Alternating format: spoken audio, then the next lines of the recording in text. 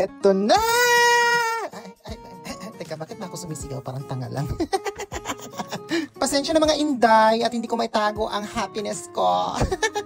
Last month pa kasi ako nagkikrave ng pagkain na to. Diyos ko Lord, eto na. Maluluto ko na. Alam niyo naman tayong mga buntis, pag hindi nasusunod ang cravings natin, bugnutin tayo. Anong buntis? Nabuntis ng pagkain. Eto nga, tinahanda ko na ang mga ingredients na gagamitin ko sa pagluluto ng Bicol Express. Naaalala nyo pa ba itong maliliit na hipon na tinanong ko sa inyo kung anong pangalan nito? Maraming salamat sa mga sumagot at nag-comment. Sabi nila Ebi daw ito. May nag-comment naman na Sakura Ebi. At yung kaibigan ko naman na Bisaya, sabi niya kalkag daw yon sa Bisaya. Bakit ba umangkukusay ang Ebi na yan, Kadiri? Hindi ko talaga maintindihan itong mga lalaki. Bakit gusto nila yan? Ew! Ay, charot lang ha. Ano ba yan? Ang daming ingredients. Ito, tinatabi ko na, nakakalat lang. So, wala nga pala akong bagoong mga inday. Alam nyo naman na napaka-importante ng bagoong sa pagluluto ng Bicol Express. Oh, anong tinitingin-tingin mo? Gagayahin mo na naman yung recipe ko. Inggitera. Napansin ko, yung baboy na binili ko, may napkin. Ano ba yan? May napkin, dinudugo, may regla. Baklitang to kumakahiwa ng baboy. Kala mo walang balbas. Mag-shave ka, uy, kababae mong tao, hindi ka nag-shave. Ay, ako pala yan, pinagsasabihan ko sarili ko. Inunahan ko na kayo sa comment, mga etusera pa naman kayo, baka i-bash nyo na naman ako.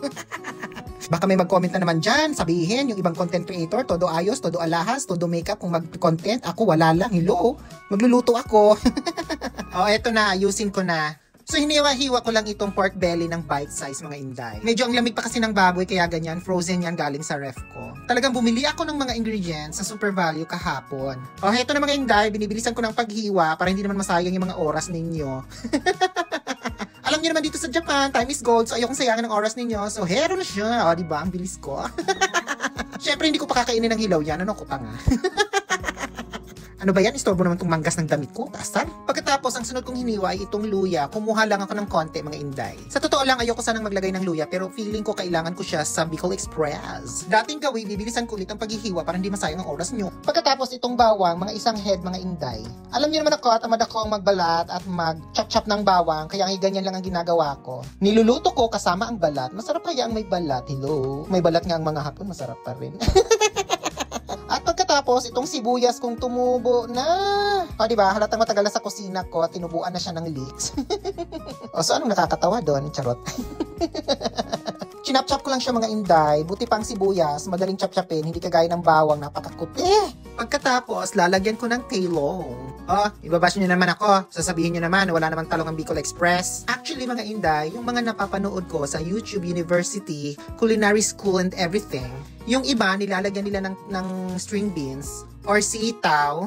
At yung iba naman, ay talagang wala talagang gulay. Siguro, pag babae ang nagluluto, may string beans yan or sitaw. Pero, pag lalaki ang nagluto, wala talaga yung gulay. So, alam nyo na ang dahilan kung bakit may talong ang Bicol Express ko. Do I have to say it to you? So, kidding aside, mga inday, kayo na ang bahala kung maglalagay ba kayo ng talong o hindi. Pero ako, gusto ko maglagay ng talong. Walang pakialaman ha. Walang basagan ng trip. This is my recipe. Bahala ka kung magpapabudol ka ulit. So, heto na. At simulan na natin ang pagluluto bago pa ako makunan. So, ina pa, naglagay ako ng extra virgin olive oil. At pinirito ko muna sandali itong mga talong. Wala lang. Trip ko lang lutuin. Trip ko lang prituhin. Bakit ba? Recipe ko to. Bahala kayo dyan. Sandali ko lang siyang pinirito, mga inday, ganyan-ganyan lang. Pagkatapos, sinet sa side ko na. At sa parehong kawali ulit, teka, ano ba yung puti sa ilalim ng kawali ko? Ngayon ko lang napansin. Igigisa ko na itong ahos. Ay, ahos, ano nga ba sa Tagalog yun? Ano ba yun, nauutal ako? Sibuyas, bawang, at luya. Ano ba yan? Ang hirap, nagtatagalog ako. Pasensya na mga inday, alam nyo namang Bisayang dako ako. Ito namang bawang, hindi pa pala naghihiwalay, ang tibay ng relasyon. O, di ba sabi ko sa inyo, kahit balat, isasama ko sa lutuin ko yan. Ganyan ako katamad maghiwa ng bawang, mga inday. At isusunod ko na itong karning baboy. I need a big boy, I need a big, big boy. It's cuffing season and all the girls are leaving to get a big boy. I need a big, baboy pala yan. I need a baboy. So, ginigisa-gisa ko lang siya sandali, mga inday. Pagkatapos, takpan natin ang mga, ewan ko, bahala kayo kung anong oras yung takpan yan. At nung medyo nagtubig na nga siya, ay sana all nagtutubig pa. Ay, ano daw? Sinet aside ko lang, hindi ko sinet aside. Parang tinabi ko lang konti yung baboy kasi nga, lulutuin ko lang sandali itong ebi, dried shrimps, kalkag sa Bisaya, o bahala na kayo kung anong tawag nyo dyan. So yan nga pala yung ipinalit ko sa bagoong mga inday. O diba? I'm so genius. It comes out naturally. So pareho lang naman din kasi sila ng amoy ng bagoong. Ewan ko lang kung pareho ba sila ng lasa. So niluto ko lang siya sandali dyan sa gilid ng mga bayboy. Nagaglagay na rin ako ng asin para kunwari bagoong siya kasi nga 'di ba, ang bagoong is may ilat. May ilat siya. At nang medyo maluto na nga itong dried shrimps, ay hinalo-halo ko na siya sa bayboy. I need a bayboy, I need a baby boy. LSS ako sa kantang yan. Alam niyo yan, yung kantang yan. Pagkatapos kong halu-haluin ay naglagay na ako nitong patis from Thailand. Naka-emphasize yan ha, Thailand. Charot lang mga inday, kahit yung patis na galing sa atin, pwede yon. Yan lang kasi nakita ko dito sa market, malapit sa akin. Huwag na huwag kakalimutan pag nagluto kayo ng Bicol Express, may patis talaga yan dahil yan ang magpapasarap sa bayboy natin. Naglagay na rin ako ng 2 dahon ng laurel. Wala. Trip ko lang. Walang mambabasya. Gusto ko lang maglagay. Alam ko kung iba wala, hindi naglalagay. Ay gusto ko maglagay. Bakit ba? At syempre, hindi mawawala yung pepper. Coarse pepper talaga ang masarap mga inday pagdating sa pagluluto. For me ha. At pagkatapos naglagay na rin ako nitong garlic powder. Wala, feeling ko lang kulang yung garlic na nilagay ko kanina. At of course, i-mix-mix lang natin mga inday. Pagkatapos takpan sandali at maglalagay na tayo ng coconut milk. Teka lang, hindi ko na-check yung expiration sandali. Okay pa naman pala, next year pa may expire. Okay, continue. Pagkatapos naglagay ako ng tubig mga inday para pampalambot ng baboy. Mahilig talaga ako sa mga pagkain may gata mga inday. Kagaya ng mga ginataang gulay, yung mga isda na may gata, lalong-lalo na yung pulot gata. Ay, ang sarap-sarap nun. At pagkatapos mga inday, tatakpan na natin hanggang sa lumambot ang bayboy. At heto na siya mga inday. O diba? Ang sarap-sarap. Ang bango-bango na niya. Halu-haluin pala natin always mga inday. Kasi nga baka dumikit siya sa ilalim. Yung sa baboy naman, pag hindi pa malambot, pwede kayo magdagdag ng tubig mga inday. At heto, tinitikman ko na kung okay na ba yung timpla niya. So kung hindi pa okay sa panlasa ninyo mga inday, ay pwede kayo magdagdag ng asin or ng patis. Pangit ng baklang to, ngiti-ngiti.